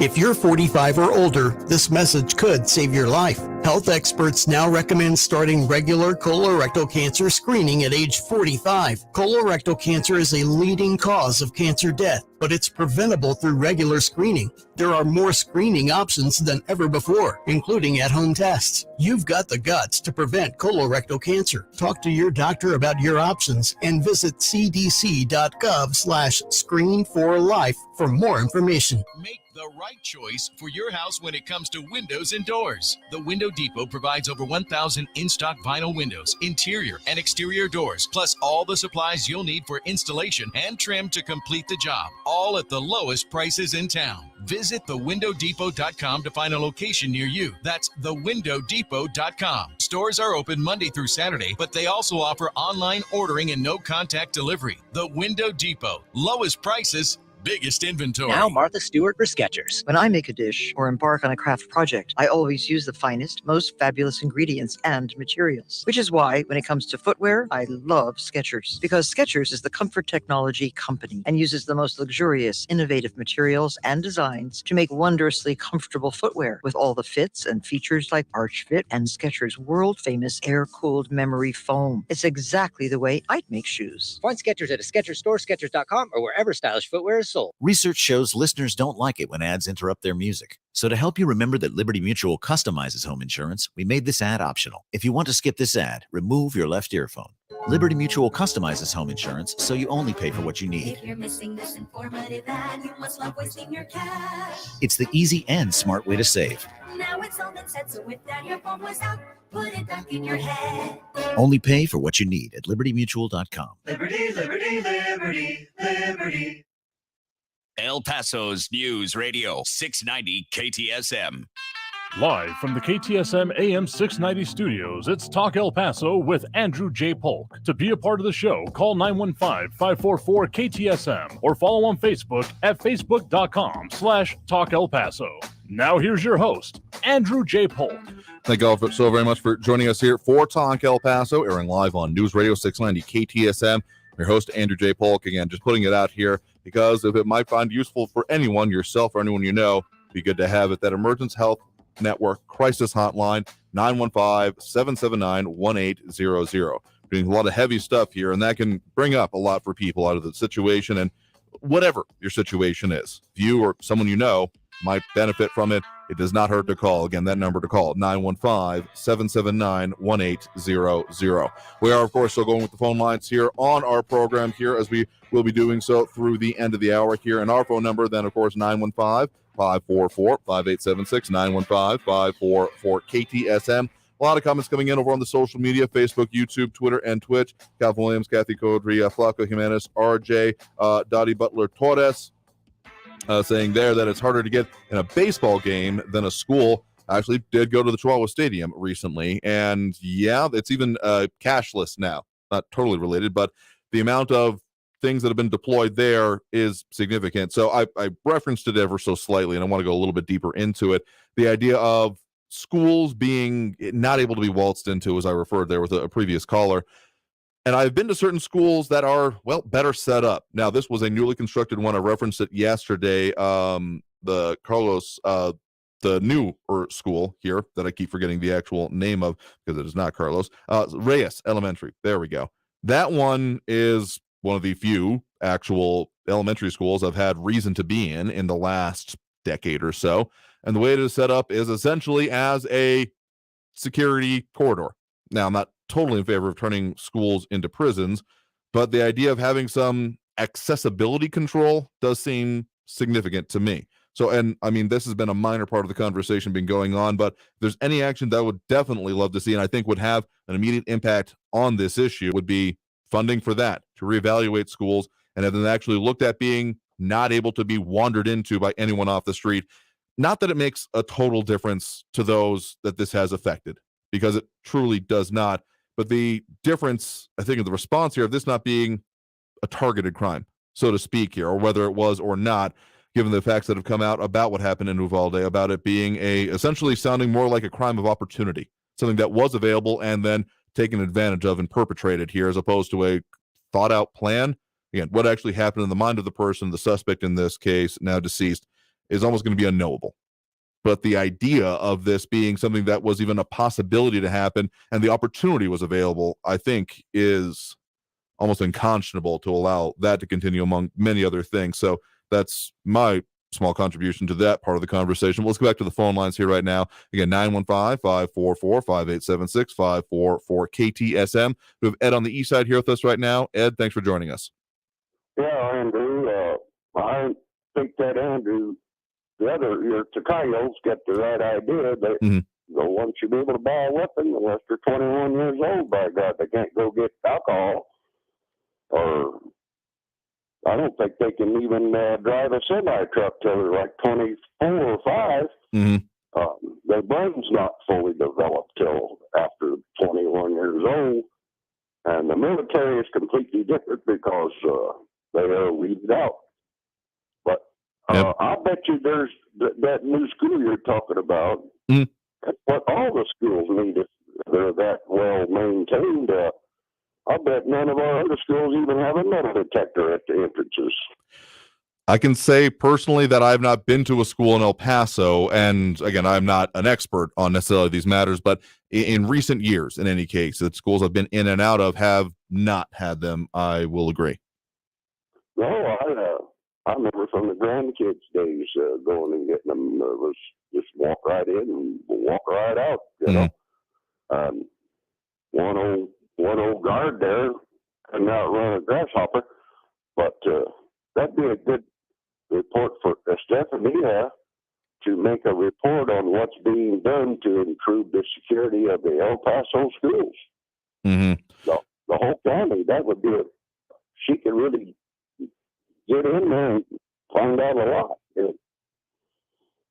Okay, Andrew, that's all I got to say, buddy. No, appreciate the point on the call there. You have a good one. All right. Thank you.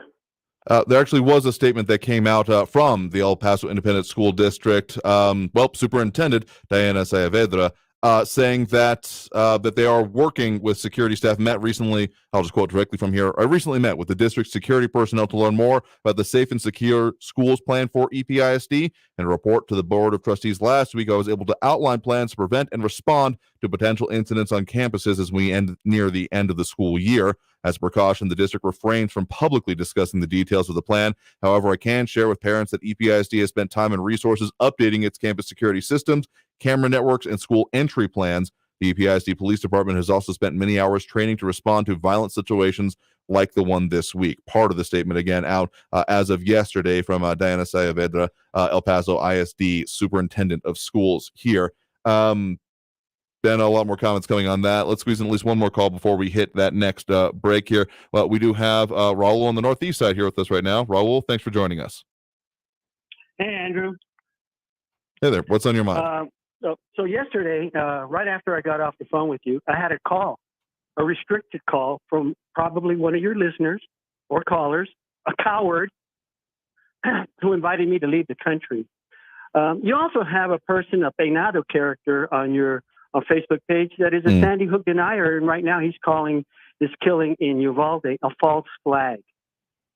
So there's some really, really sick and crazy people in your audience and in this country. they're fueled by Republicans, as far as I can see. Yay, Beto. Beto has a fire in his soul from the 23 people killed in El Paso, his hometown, by a Trump-incited and ignited racist, xenophobic terrorist. And my heart aches for those people in Uvalde and their losses. As in El Paso, we're sadly and tragically familiar with a mass killing, but here while shopping at Walmart, not while at church, not while at a concert venue, not where you're having some fun. In America, the great America, that this is what goes on in this country because the Republicans fail to act on sensible gun regulation because they're in the pockets of the NRA and the bullet manufacturers. I chose not to have children partly because I didn't want to bring children into a very violent and sick country and government. As a boomer, I saw young men sent off to their death in an unjust and unnecessary war in Vietnam. And that's what erodes trust in government and in politicians, just things like that. And then it was followed up by that other murderous moron, George Bush II, who got us in another unnecessary, unjust war in Iraq.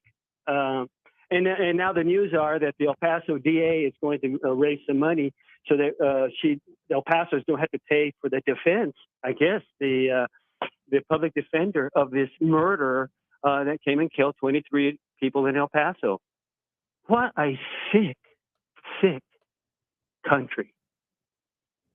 And I know people don't like to hear it, but the truth is there.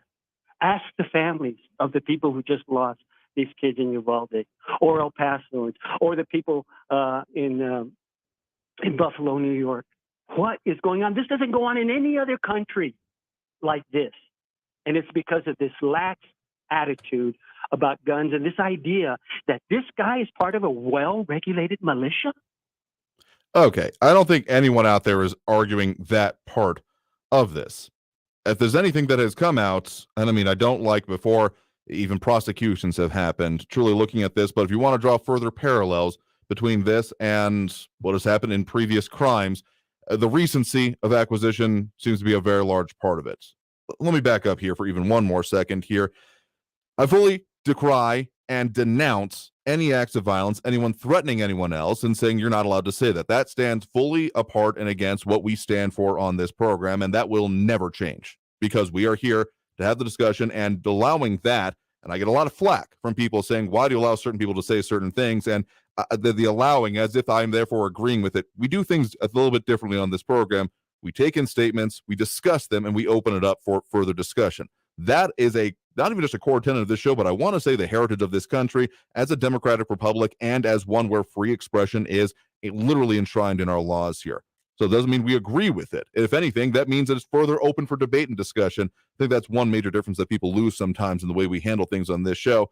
But at the same point, saying that therefore the actions of a few define the entire group that you would like to associate them with is just pure baloney. There's just no other way. Well, there's other ways I can say that, but not other ways I can say that on the radio anyway. To say that all of this therefore defines everyone that I disagree with just doesn't even make a lick of sense. And that is never going to make sense. You may call it out as you see it, but also let's just say it on the entire idea of gun owners. As you're referring to it there, there's two broad categories I tend to think about. There's a whole lot of the ways you can, of course, put it, but the idea of there being responsible gun owners, the responsibly armed Americans that I still advocate for, there being more of, and, well, let's just call it everyone else. There's a lot in that other else category, but whenever we're talking about the laws that have been implemented, the common sense gun control as is put forth, the primary, and I do mean the primary impact will be on that first category, responsibly armed Americans, because responsible in my mind means acting in accordance with laws and, well, your community, among other things. So those will be the ones that are most likely to, at the very least, actually do something about it, either speak about it or be in compliance with the law, finding the ways that they can. And that is not the group of people to be concerned about. Sure, again, if you like the idea of there being no weapons, as if a magic wand could make that happen, sure, let's do it.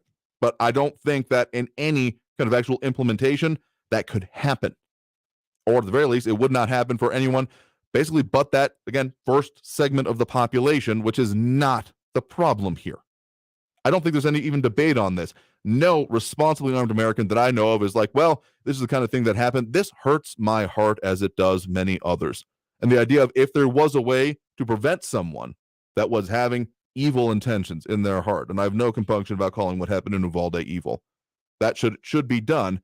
And yet everything that has been proposed so far falls far short of that goal. I don't have a perfect idea in mind. I would love for our elected officials to come up with something new, as opposed to this constant idea of back and forth, will we, won't we, what is going to happen. And even as a previous caller put forth here, which I also disagree with, the idea that everyone of a political party is evil, or that there's any particular race or creed that is at justification or at cause of this. But to say that this current party in power, let's just put it that way, can't do anything. I know there's been national talk about a return to the assault weapons ban and the supposed impacts that might have, though I'm going to be mildly surprised if even in these conflicts and these certain times that, well, the national party is going to be able to do that. But to say that, and therefore everyone who could even mildly agree with this individual or not like the solution that is being put forth is evil with it, that just does not fall overall. Anyway, we got to take that next break right now. Coming out of the break, I know we got more calls on the line, and we'll get to more here. So appreciate the point in the call, even if I find myself disagreeing with you on many of the conclusions you came to. We'll take that break, be back with more calls, all the comments on the line, and everything we do with more Talk El Paso here on News Radio 690 KTSM. Again, number to call 915-544-5876, 544-KTSM. Back after this break with more Talk El Paso here on News Radio 690 KTSM.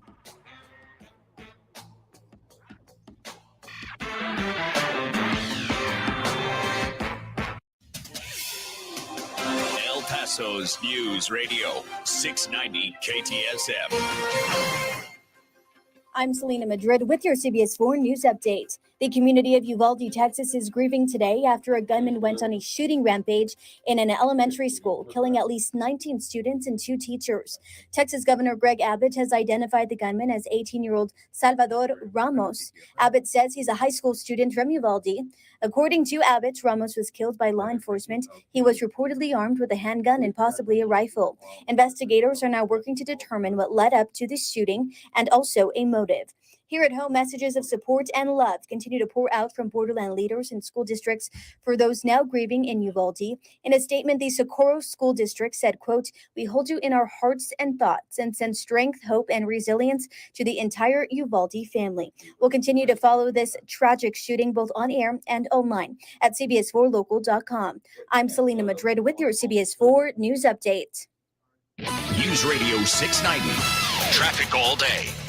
I-10 westbound, as you make your way around the curve from downtown towards approaching Sunland Park, there's an earlier accident that's still off to the left. Multiple cars slowing traffic. I-10 eastbound at Copia, a disabled vehicle blocking the left shoulder. Another stalled vehicle on Loop 375 northbound at Iron Medics blocking the left shoulder. And an accident Montwood Drive eastbound after McRae at Windrock Drive. Terry Edwards, El Paso traffic. From the KFOX 14 Severe Weather Center, this is Chief Meteorologist Sandra Diaz. We continue to deal with some very dry and hot weather here in the borderland. We've also had that haze from the smokes off in the Gila Mountains. But as we get into Thursday and Friday, our weather pattern will shift, and that means we are going to see lighter winds, but warmer temperatures, even the return of triple digits going into our holiday weekend. This report is sponsored by Wendy's $5 Biggie Bag. Wendy's Biggie Bag is still just $5. Get a double-stack junior bacon cheeseburger or crispy chicken BLT plus 4-piece nugs, small fries, and a small drink. Grab your bag at Wendy's today. U.S. price and participation may vary. Prices may be higher in Alaska and Hawaii. Hey, El Paso. Ivan Ochoa here, General Manager of Sunland Park Chrysler Dodge Jeep Ram. Once again, we were El Paso's #1 dealer in Chrysler, Dodge, Jeep, Ram sales in April. Thank you, El Paso and surrounding areas. The Memorial Day sales event starts now at Sunland Park Chrysler, Dodge, Jeep, Ram, Fiat. And there's never been a better time to get more for your old car, truck, or SUV. Even if you owe thousands more than it's worth, we want it, so you can save big on every new and certified pre-owned vehicle in our huge inventory. 2022 Ram 1500 trucks with 0 APR for 60 months. All new 2022 Jeep Wagoneer full-size SUV with third row seating. 0 APR for 60 months. 0 payments for 90 days. Plus, we have aggressive lenders with great rates and terms, even if your credit is less than perfect. All military personnel and all first responders receive an additional discount. Thank you for your service. Sunland Park Chrysler, Dodge, Jeep, Ram, Fiat. Where buying a car is fun at I-10 at Sunland Park Drive or online at sunlandparkdodge.com. Estamos en tu esquina, El Paso. El Paso Strong. Includes factory rebate and dealer discount plus TTNL. 0 APR $16.67 per thousand finance on select vehicles with approved credit. Offers not combined. Staples offers the latest laptops and networking solutions for working from home, in office, or both. And right now, save up to $260 on select PCs. In-store only. Offer ends 5/28. Limit 2 while supplies last. The latest tech solutions at Staples, the working and learning store. This report is sponsored by Staples Stores. If you see something, why do you say something? I see safe for my friends. For my community. For everyone here. We all have something worth protecting, a why that unifies us. Report suspicious activity to local authorities. If you see something, say something. There won't be much substance on your news feed until you add us. Just like us or click on the link at ktsmradio.com. News Radio 690 KTSM. Live from the KTSM AM 690 studios, it's Talk El Paso with Andrew J. Polk. To be a part of the show, call 915-544-KTSM or follow on Facebook at facebook.com/Talk El Paso. Now here's your host, Andrew J. Polk. Thank you all so very much for joining us here for Talk El Paso, airing live on News Radio 690 KTSM. I am your host, Andrew J. Polk. We're a little bit long in these segments, but we'll still squeeze in what we can before the end of the program here. Calvin Williams reminding me to cheer up a little bit. I mean, I got to be honest with you. We deal with some difficult subjects on this show, and I call my shots as I see them. But I still love what I do, and we'll keep doing this. So don't worry about me. We'll keep doing this as we do it every Monday through Friday, 4 to 6 p.m. So let's get back to those phone calls right now, squeezing what we can. I think we got next up on the line. We got Joe on the west side here with us right now. Joe, thanks for joining us. Hey, Joe. First of all, to Raul and all the liberals out there in Beto and such, gun control is not the solution.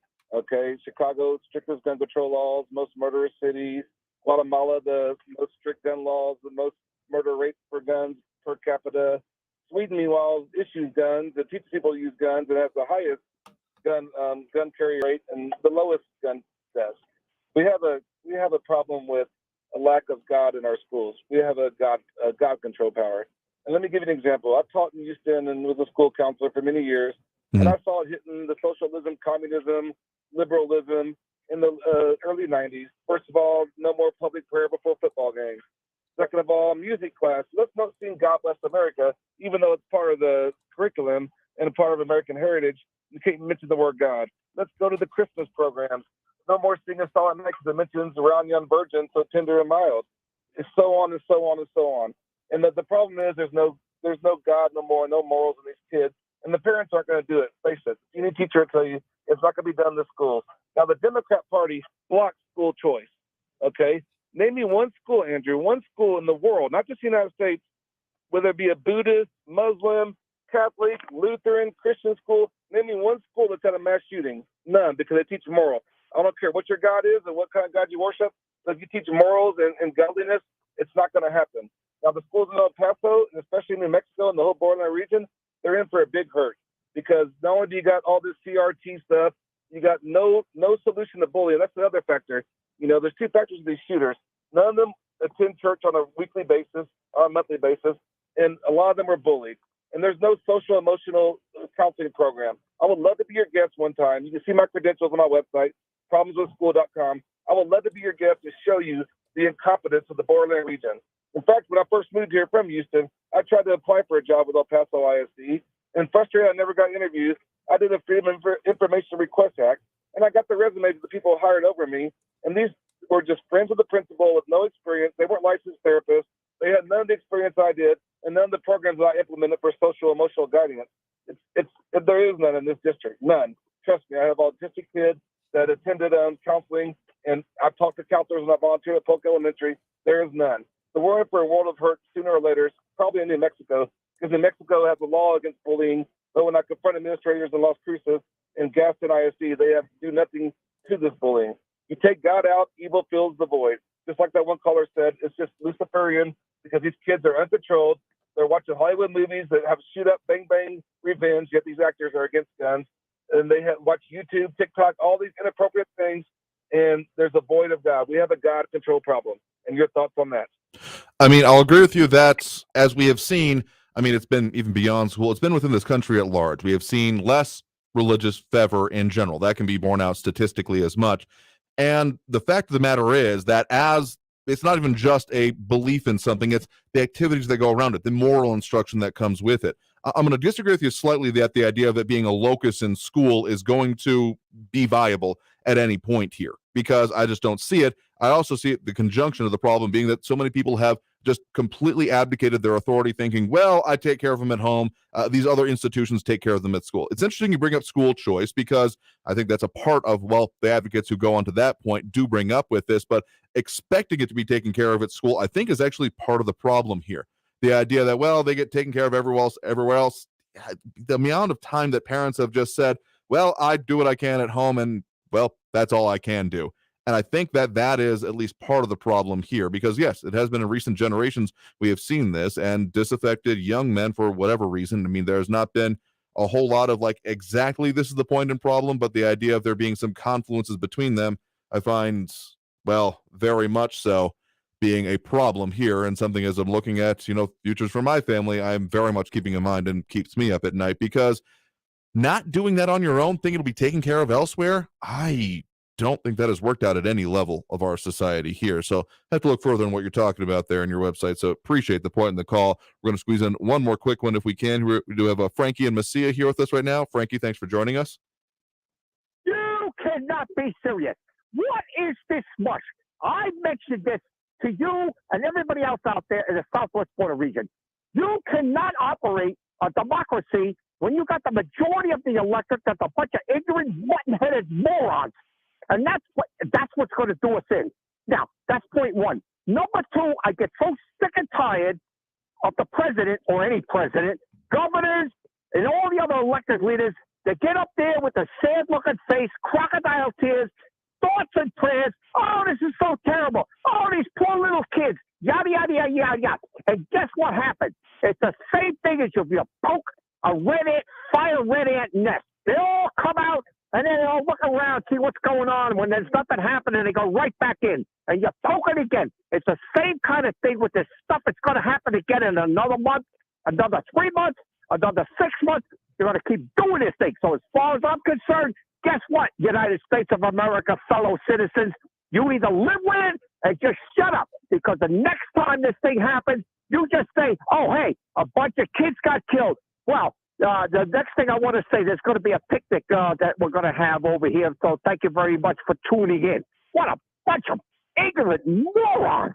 That's what I want to say.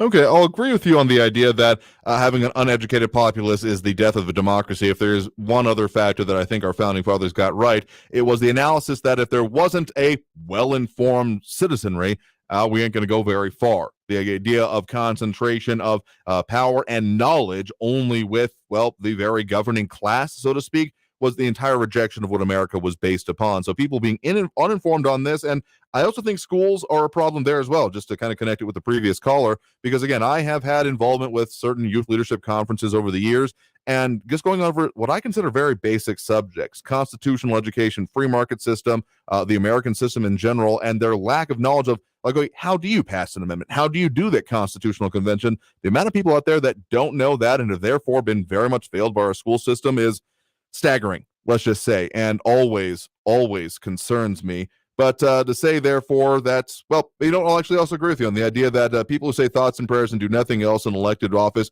are definitely part of this problem. And I don't necessarily mean that as and therefore we need to go with, well, whatever X plan has been put forth, because we do seem to be going back and forth on the same talking points on this. And a point of frustration that I, and actually other people that I know that are more on the left-hand persuasion have, is that even as much has been said about control of the gun lobby, et cetera, that those on the left in elected office haven't done much either. They'll talk a big game, and then nothing will happen. So that's why I'm saying, okay, let's cut through this clutter. And yes, let's look at school safety. Let's look at school security, because even if we have a perfect solution that on a trajectory, even beyond the magic wand idea, will get us to exactly having this problem eliminated, it's not going to be short term. I can practically guarantee that with this conceptual plan in mind. So we need to have something done in the meantime. And if we are not allowing our kids, no parent, and I feel no compunction about saying this, no parent should have to wonder where and how they're going to find their kids after school. That should not even be a question.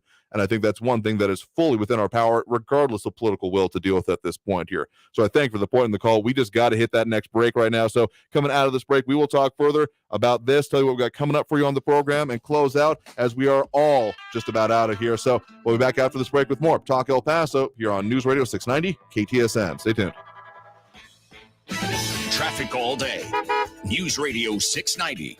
Checking El Paso traffic. Police are responding to a crash I-10 eastbound at Reynolds. That'll be the second one this afternoon in that location. I-10 westbound at Wrestler. A stalled vehicles blocking the left shoulder. Montana Avenue westbound at Hawkins. That earlier crash that blocked several lanes is now back open. All lanes are open. And a crash towards downtown California and Noble, north of Missouri Avenue. Carrie Edwards, El Paso traffic. This report is sponsored by Wendy's $5 Biggie Bag. Wendy's Biggie Bag is still just $5. Get a double stack junior bacon cheeseburger or crispy chicken BLT plus 4-piece nugs, small fries, and a small drink. Grab your bag at Wendy's today. U.S. price and participation may vary. Prices may be higher in Alaska and Hawaii. Maybe you've had to put off a health appointment or two during the COVID-19 pandemic. But if you're 45 or older, there's one test you shouldn't put off any longer. Regular screening for colorectal cancer. Colorectal cancer is a leading cancer killer, but it can be prevented with regular screening starting at 45. There are more screening options than ever before, including at-home tests. It takes guts to put your health first. Ask your doctor about your options today. Visit cdc.gov/screen4life for more information. Martha Stewart for Skechers. When I make a dish or embark on a craft project, I always use the finest, most fabulous ingredients and materials. Which is why, when it comes to footwear, I love Skechers. Because Skechers is the comfort technology company and uses the most luxurious, innovative materials and designs to make wondrously comfortable footwear with all the fits and features like Arch Fit and Skechers' world-famous air-cooled memory foam. It's exactly the way I'd make shoes. Find Skechers at a Skechers store, Skechers.com, or wherever stylish footwear is sold. Research shows listeners don't like it when ads interrupt their music. So to help you remember that Liberty Mutual customizes home insurance, we made this ad optional. If you want to skip this ad, remove your left earphone. Liberty Mutual customizes home insurance, so you only pay for what you need. If you're missing this informative ad, you must love wasting your cash. It's the easy and smart way to save. Now it's all been said, so if that your phone was out, put it back in your head. Only pay for what you need at libertymutual.com. Liberty, liberty, liberty, liberty. Recently, we hit the streets and found out how informed people really are. Yes, I'm on top of events. Recently, we hit the News Radio 690 KTSM El Paso. Live from the KTSM AM 690 studios, it's Talk El Paso with Andrew J. Polk. To be a part of the show, call 915-544-KTSM or follow on Facebook at facebook.com/Talk El Paso. Now here's your host, Andrew J. Polk. Thank you all so very much for having joined us here for Talk El Paso, airing live on News Radio 690 KTSM. That's about going to do it for us for the day. We have one quick call we'll get to here just for a quick note. But otherwise, coming up for you future on the show, going to be talking more about, of course, these issues and more about the supply chain issues that are a little bit faded into the background, but still going to be very much affecting everyday life here. So expect more on that on the show here as we go forth, as well as some maybe more governance in El Paso, some ballot items that might be coming up. So stay tuned for all of that. One comment I want to get to here, James Ratcliffe saying, we're well informed. We just have criminals in our government who don't care.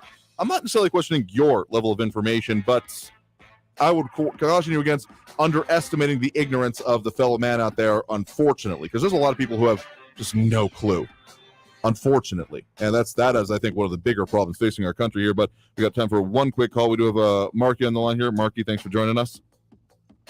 Good evening, El Paso. I just want to assure any parent or any listener who has children or grandchildren attending the Franklin Feeder Program, which would be Lundy, Tippin, Colbert, Hornado, Franklin from Freshman Academy and Franklin High School. I take my son to one of those schools every single morning between 7:05 and 7:30, and there is no shortage of EPIC units out there. They're armed, highly trained policemen have been trained by the El Paso Police Department, and I count no less than 5, 6, 7 units every day monitoring traffic, parked in parking lots, waiting for something stupid to happen. And I know that they're ready at a moment's notice, and I want to give them kudos.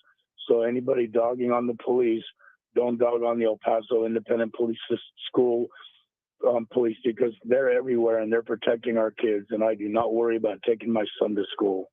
All right, well, greatly appreciate that point in the call. We will have to leave it there for today. Perspective is important here. We'll get into it further on future editions of this show. Tomorrow, 4 to 6 p.m., right here on News Radio 690 KTSM. I've been your host, Andrew J. Polk. Thank you to everyone who has tuned in. Stay safe out there. Look twice for motorcycles and out on the road. And have a great evening, y'all. We'll see y'all tomorrow. Traffic all day. News Radio 690.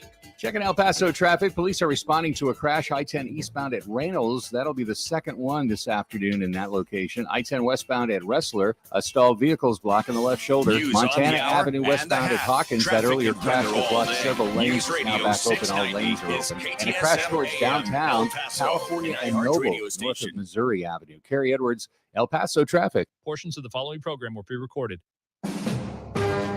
NBC News Radio, I'm Brian Shook. The gunman who shot and killed 19 students at a Texas elementary school was telegraphing his attack on social media.